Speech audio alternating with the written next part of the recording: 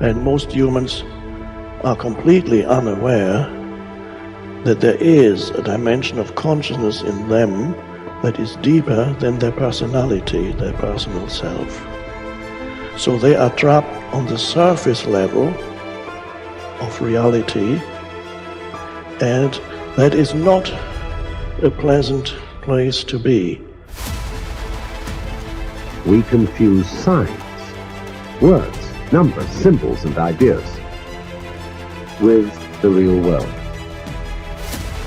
Most of us would have rather money than tangible wealth, and a great occasion is somehow spoiled for us unless photographed. And to read about it the next day in the newspaper is oddly more fun for us than the original. And all so-called civilized peoples have increasingly become crazy and self-destructive because through excessive thinking they have lost touch with reality. Reality is the part of you that is eternal. And when you live there, you abide in an absence of fear. And you begin to know that life itself is a sublime experience. And there are no accidents in it at all. And that intelligence, whatever you want to call it, flows through each and every one of us. And the same intelligence that moves a star across the sky moves a thought across your mind. We all must deal with that dark side of our nature, the positive side of our nature. And it isn't that it ever gets done or finished, but that we should suppress those things that would cause us trouble, not only within ourselves, but cause us trouble with someone else. It's a never-ending challenge, but to still always be who you are. But who we are is, you might describe it as dual nature. And the key to life is to become the most of the good in you and the least of the bad. Because you've got to make a move which will put yourself out of your own control into the control of a better. If you don't believe in the Christian kind of a God, you can believe in the Hindu kind of a God, who is your inner self, the real self, the spirit, which is substantially identical with God. So you've got to meditate in such a way that you identify with your higher self. How do you do that? Well, you start by watching all your thoughts very carefully, watching your feelings, watching your emotions, so that you begin to build up a sense of separation between the watcher and what is watched.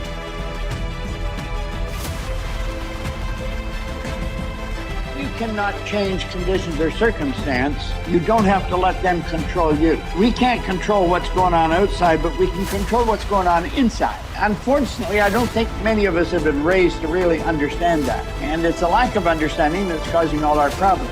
We are the only creature on the planet that's totally disoriented in our environment. All the little squirrels, the birds, all the animals are completely at home in their environment. They blend in. You and I are totally disoriented in our environment. We've been given the mental faculties to create our own environment. However, we go right through school and we've never learned that. We have higher faculties, and the average person has no knowledge of how to operate them. We have perception, the will, reason, imagination, memory, and intuition. Those mental faculties, they're not just words, they're actually mental faculties that we can use to take control over our world and to create the environment that we want. But unfortunately, we grow up, we don't know that. We've been raised to live through by what we see, hear, smell, taste, and touch. We've been raised to be controlled by what's going on outside. As little kids, will you listen to what I'm telling you? Will you look at this?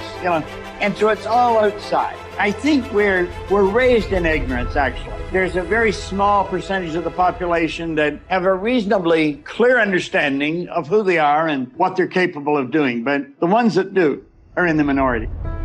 It's so important for people to remember that they're the creators of their lives instead of the victim of their lives. The victim is saying, I'm feeling this way because that person or that circumstance or I don't have any money is causing me to feel this way. That's my relationship with money. What that really means is I'm using my lack to reaffirm my dependency, my addiction, my conditioning. That's my relationship with money, is that I put my attention on money because I don't have it. Their relationship with money is, of course, built on lack. And so when they don't have it, they feel bad. What they're really saying is my outer environment, my reality is actually controlling the way I feel and the way I think. So Liz, why are you in a good mood today? Things are going good. Why are you in a bad mood? Things are going bad today. So this unconscious program of victimization is saying that we're allowing our environment to influence the way we feel and the way we think. Isn't that what victimization is? And the stronger the emotion we have to our lack, the more we put our attention on the fact that we don't have it. So then the person has forgotten that they're creating reality because what they're creating is lack. Okay, let's create from the field instead of from matter.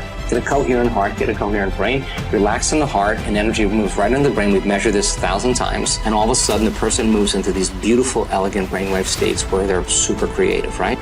The future must become the present in the imagination of the one who would wisely and consciously create circumstances.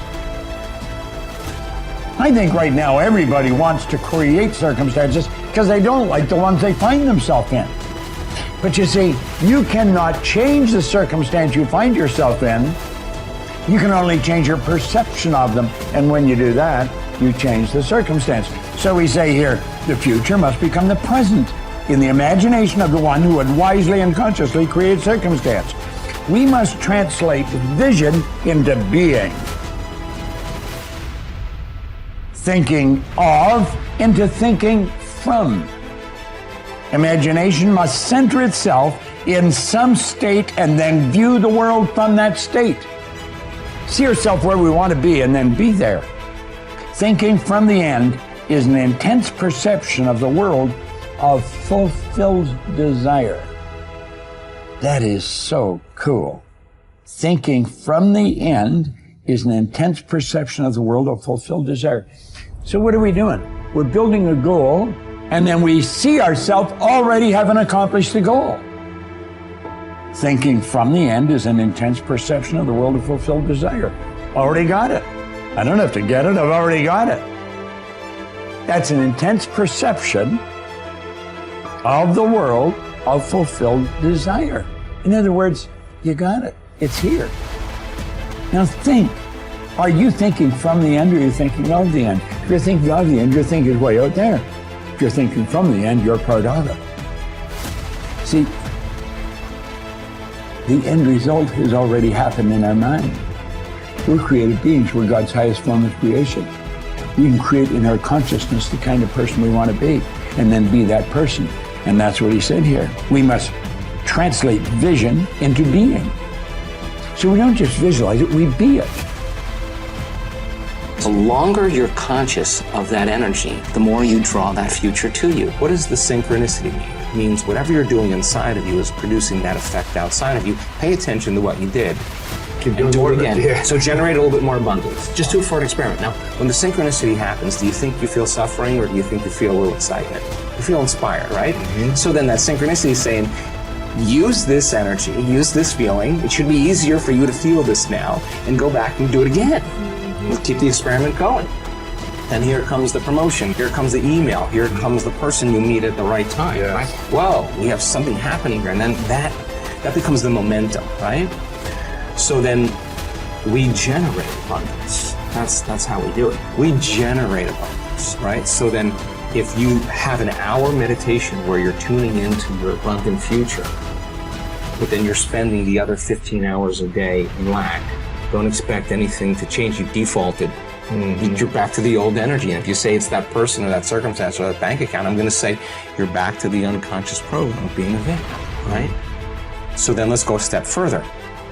If your personality creates your personal reality, and it does, and your personality is made up of how you think, how you act, and how you feel, then the present personality who's listening to this podcast has created the present personal reality called their life. Nothing big there.